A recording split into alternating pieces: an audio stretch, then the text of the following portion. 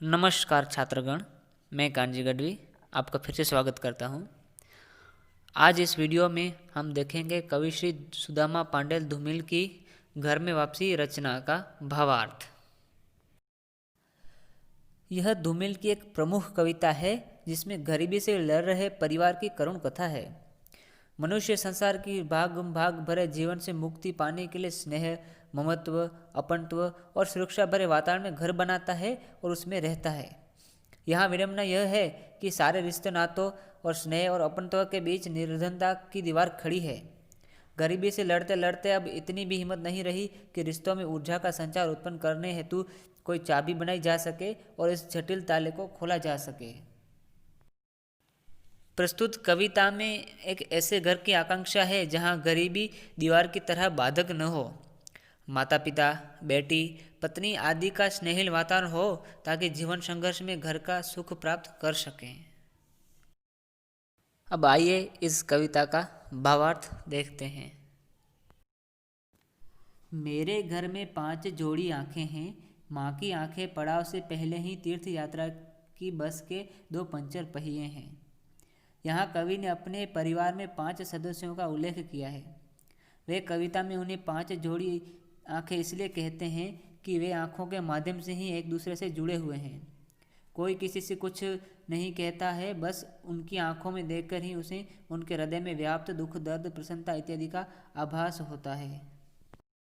कवि अपनी माँ के बारे में लिखते हैं कि माँ की आंखें पड़ाव से पहले ही तीर्थ यात्रा की बस के 2 पंचर पहिए। तीर्थ यात्रा की बस के 2 पंचर पहिए अर्थात कि उनकी माता अब वृद्ध हो चुकी हैं और उनकी नज़रों की जो ज्योति है अब वो क्षीण हो चुकी है। पिता की आंखें लोहसाए की ठंडी सलाखें हैं। बेटी की आंखें मंदिर में दीवट पर जलते घी के 2 दिए हैं। पिता की आंखें लोहसाए की ठंडी सलाखें हैं। यहाँ पर कवि ने उपमान प्रतीक का प्रयोग किया है। कवि कहते हैं कि यौवनावस्था में उनके पिताजी तेजस्वी और रोबदार रहे होंगे, पर बुढ़ापे और गरीबी ने उनके तेज को छीन लिया है। अब उनका उत्साह ठंडा पड़ चुका है। इसलिए कवि कहते हैं कि पिता की आंखें लोहसाए की ठंडी सलाखों की तरह हो गई हैं।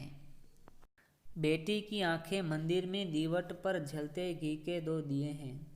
यहाँ कवि अपनी बेटी की आंखों के बारे में लिखते हैं कि उनकी बेटी की आंखें बिल्कुल उस दिए के समान है जो दिया हमेशा प्रज्वलित रहता है और अपनी प्रकाश के ऊर्जा से सभी को एक नई किरण प्रदान करता है। आगे, पत्नी की आंखें आंखें नहीं हाथ हैं जो मुझे थामे हुए हैं।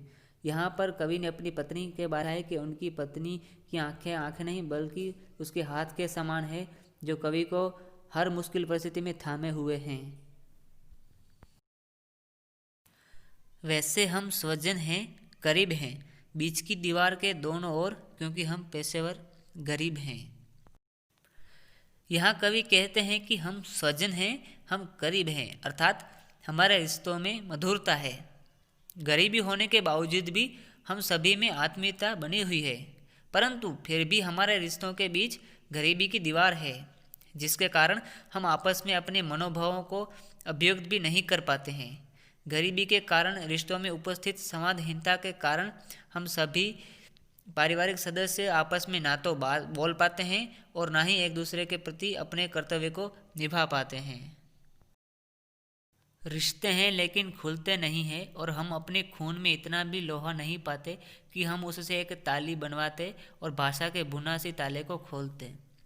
यहाँ कवि प्रत्येक सदस्य पर एक मानसिक दबाव काम कर रहा है ऐसा कह रहे हैं, जिसका कारण यह गरीबी है और उससे उत्पन्न संवादहीनता है। यह गरीबी परिवार को विरासत में मिली है। वह जन्मजात गरीब है। परिवार का कोई भी सदस्य अपने विचारों को उसी प्रकार प्रकट नहीं करता क्योंकि वह सभी आपस में एक दूसरे की मजबूरी समझते हैं। आपसी रिश्तों की ऊर्जा व गर्मी बिल्कुल समाप्त हो चुकी है।